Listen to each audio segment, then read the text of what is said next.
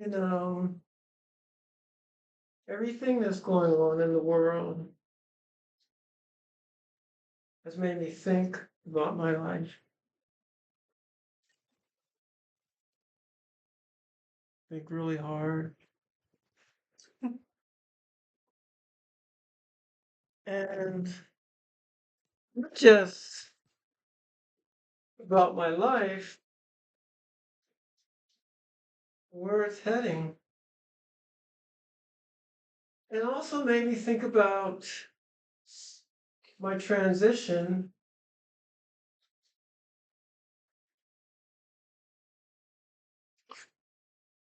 the beginning of my transition. It made me think about all the firsts in my life. I just want to share a few of those. It's late Friday, about to leave the office, and I just want to get a few things off my chest before I jump in the car and head home. Can I talk to you? Would that be okay? So I was about to have my coat on. I was about to head home, and I just wanted to get a few things off my mind. I remember the day I decided to transition, and not so much as a decision, because unless when I say decision, when you have a decision, you have options, you have choices. On the other side was my death, and the other side was transition. I don't want to go into too much of the details. Just put it this way: in March of 2011, I was ready to die. I knew how it would happen. It was going to be in Atlantic City, not excuse me, Ocean City, Maryland, where I was. I don't want to get too much about the details, but it was that night in March of 2011 that I made the decision to live, which means transition. That's a date.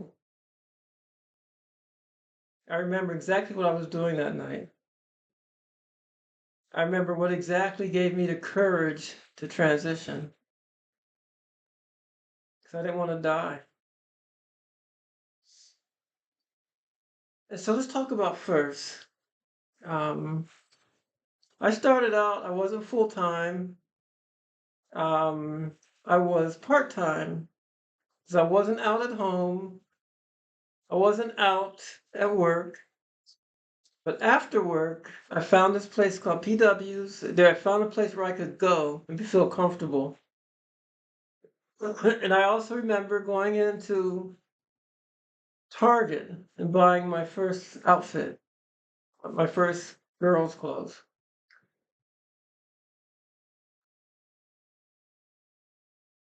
I think it was in Columbia, Maryland, I believe. I know I bought some from Alexandria, from Virginia. But anyway, let me move ahead. I don't want this video to be too long. So, couple first. Um, I remember when I went full time. That was December 31st, 2011. That's when I went full time for the first time. And I remember when I started on hormone replacement therapy. I couldn't find a doctor who would prescribe it to me. Um, and so I went on a Yahoo group, and they suggested some places where you can get them. Um, Not in the black market, but legally. And there were some online pharmacies overseas. and I found one that they recommended, and it worked. That's how I started on hormones, but I was unsupervised. Um, I started February 11th, 2012, and because I wasn't as unsupervised, I needed to start with a very small dose, and I started with spironolactone um, to decrease the testosterone, to block the testosterone in my body, and I did that for 2 months, starting at a very low dose and increasing it. And then April of 2012, April 11th, 2012 is when I started on estrogen patches, again, very low dose. And I stayed unsupervised for about a year. It took about that long. I also remember I got my name changed. Um, my name change happened around March of 2012, officially in court, and I finally got my license changed from with a new name and my female gender in June of 2012. And I remember when I came out at work. Now this is a story. I'm gonna need to sit down a little bit. So now I'm comfortably seated. So this is work. I had two jobs. I was a senior manager in a company, and I had another job, part-time job as a counselor, and working at a group home for 4 men in DC at a group home. But my daytime job, and that counselor job was just weekends. But my daytime job, full time, part of senior management. So I was afraid to come out at work because I didn't want to lose my job. It was a decent salary, and I hadn't been unemployed in a long time, years and years and years and years. So I didn't want to lose my job. Anyway, here's how my day would go. I wasn't out at home where I lived, where I was renting.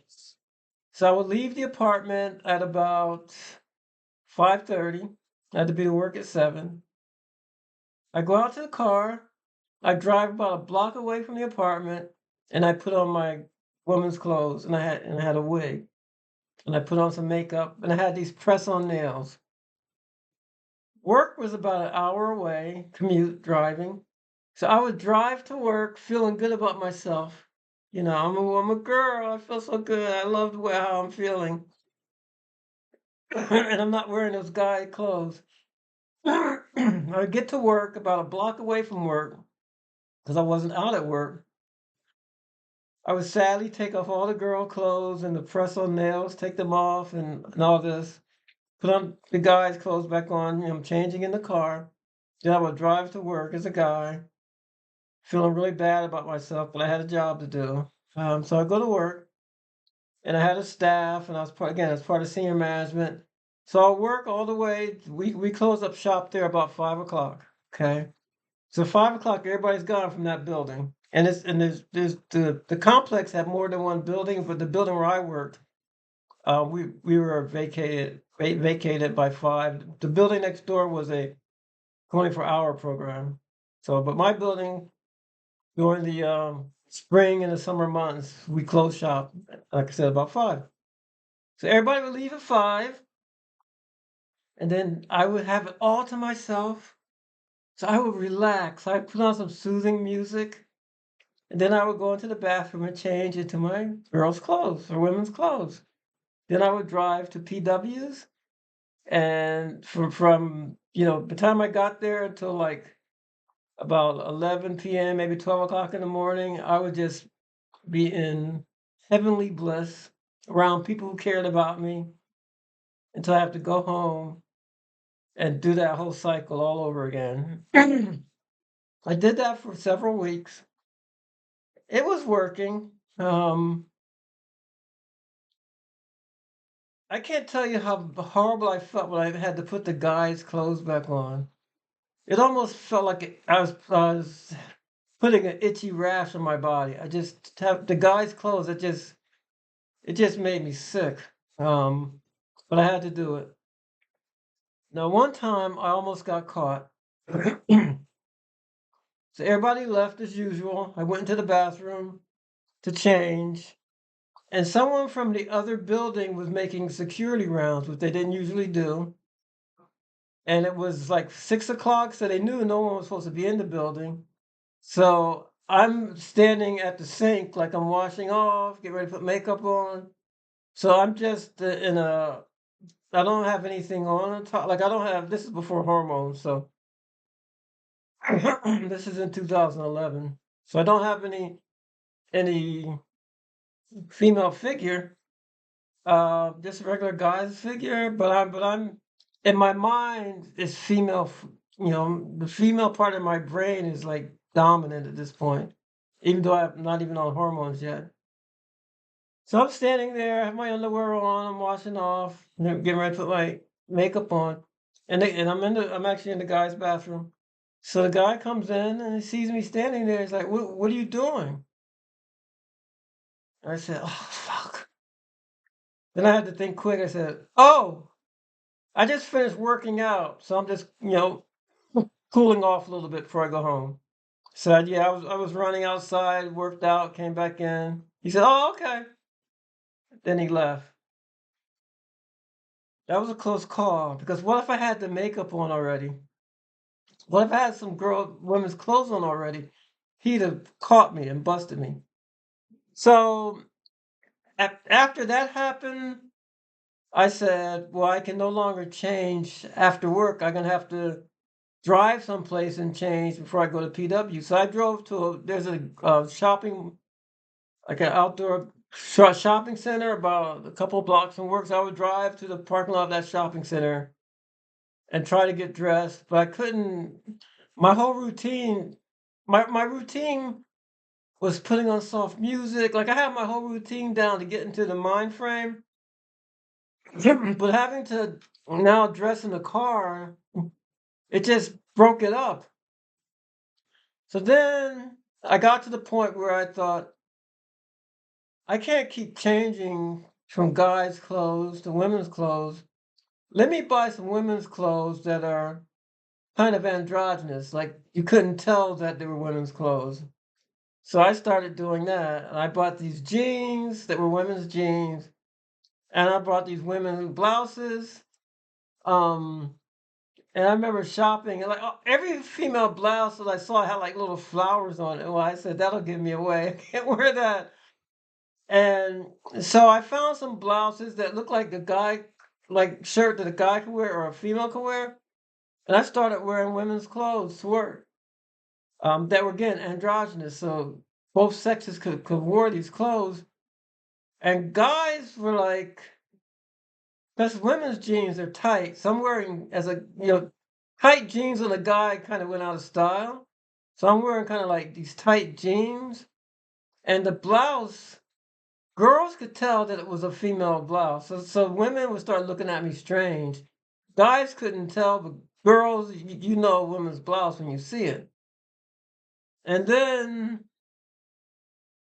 one day I decided to get my first manicure, but with clear nails, because I was tired of doing all the press on nail stuff. So I got my first manicure around November 2011, and it was kind of long, but it was clear. But people started noticing. So rumors started to go around that I was gay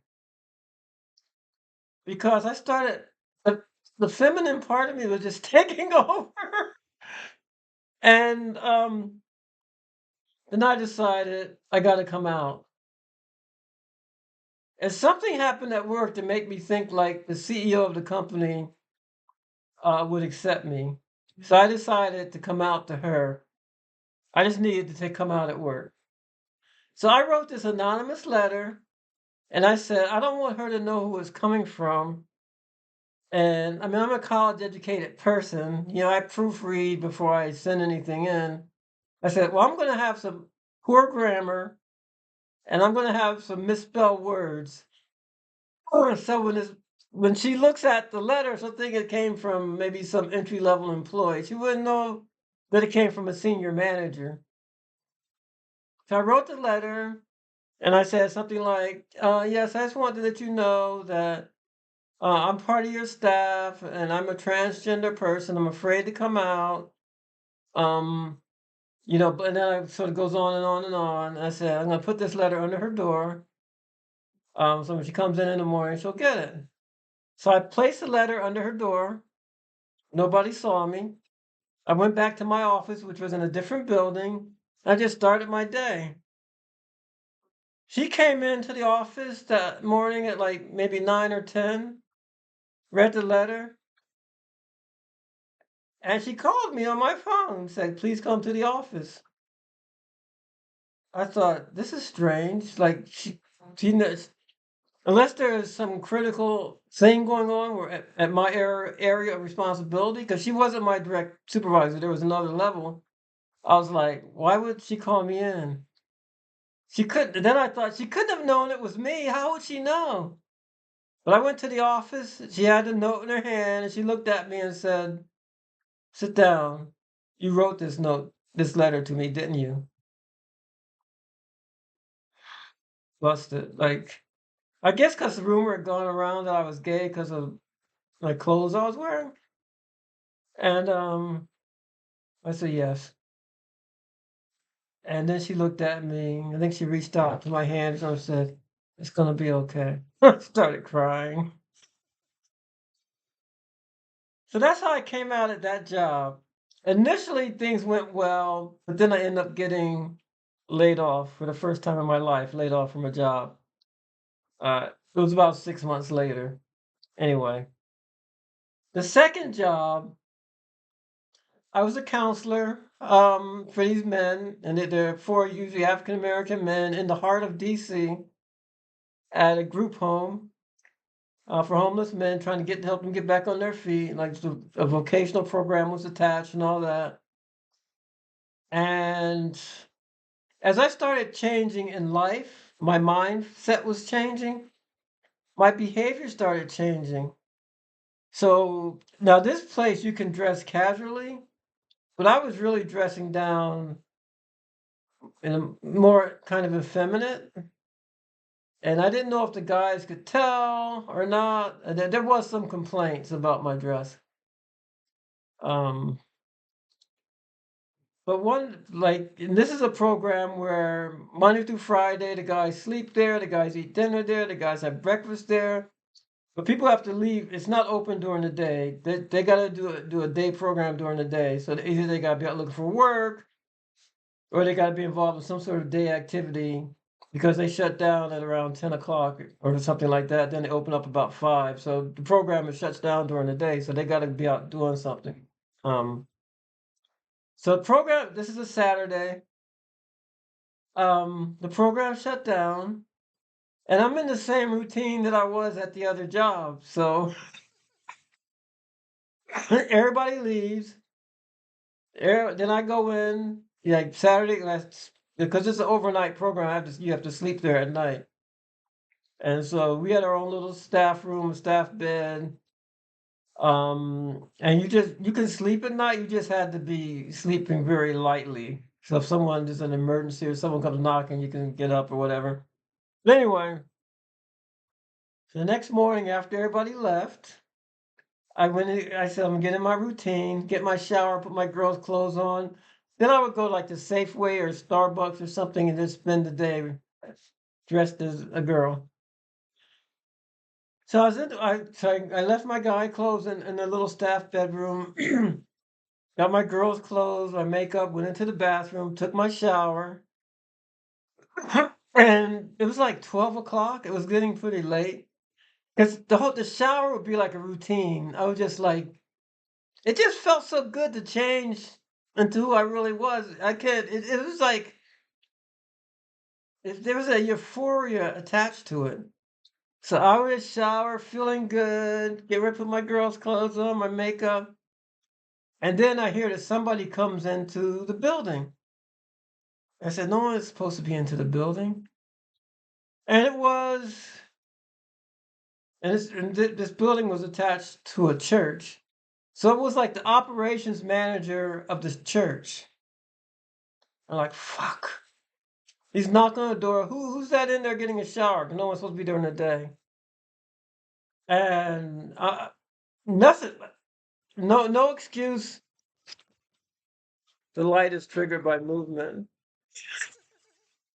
Okay, the light in here is triggered by movement. Anyway, no one is supposed to be there during the day. And so I was thinking of an excuse like I had before, but nothing came to mind. He told me to come out. I didn't have my guy clothes in the bathroom with me. I was either going to come out with no clothes on, or I was going to put on my girl's clothes and come out. So I said, I'm just going to have to come out to him. So I put on the girl's clothes that I had, the women's clothes. I went out there and I said,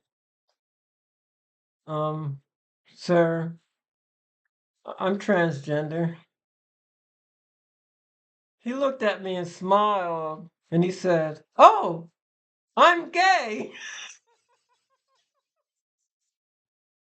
I didn't know he was gay. He didn't know I was transgender. And he was like, it's fine. That's the easiest coming out of a job I ever had. So that's how I came out at work. Um, and it was an interesting experience. The daytime job, I had to deal with a lot of homeless, people who were like living out on the street, and they would come to this day shelter during the day, and then during the winters we had a 24-hour program and all this, and it was not only an adjustment for me, it was an adjustment for them. At the main job, we had someone come in, a transgender guy came in to give like a workshop or in-service training with the folks to explain to them what transgender was. Like I told them I didn't want to attend that. Go ahead and do that because they were going to bring me in the rest of the staff where I could come out to everybody and not just the CEO of the company. So that was a whole process. And it was an interesting experience. But I did come out to both jobs and yeah, it was interesting.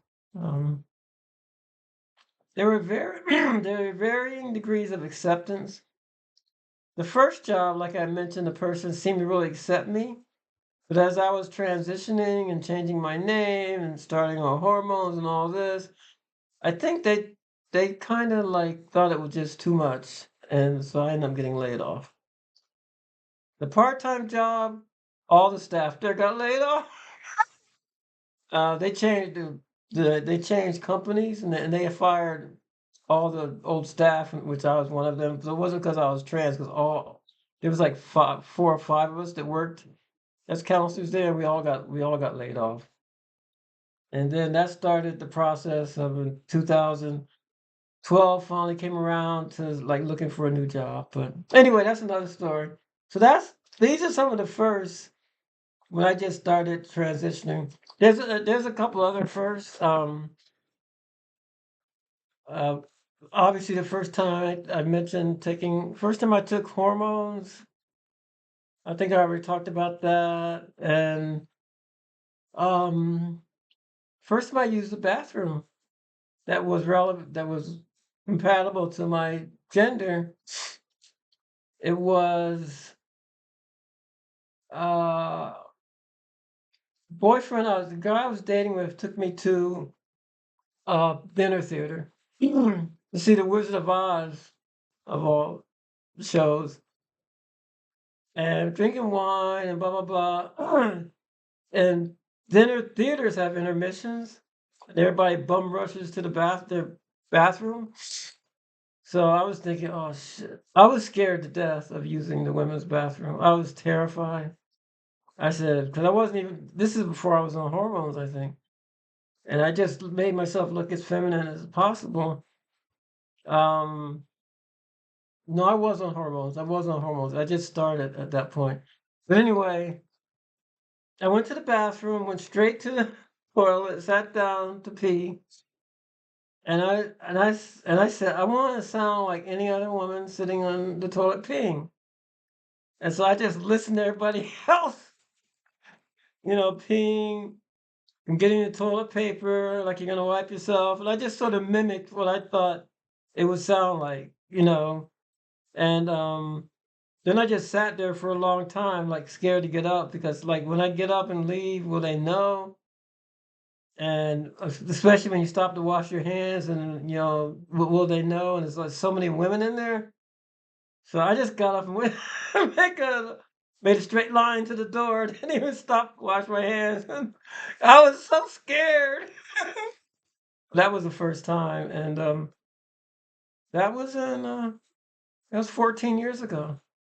I think I haven't used the men's bathroom in 14 years.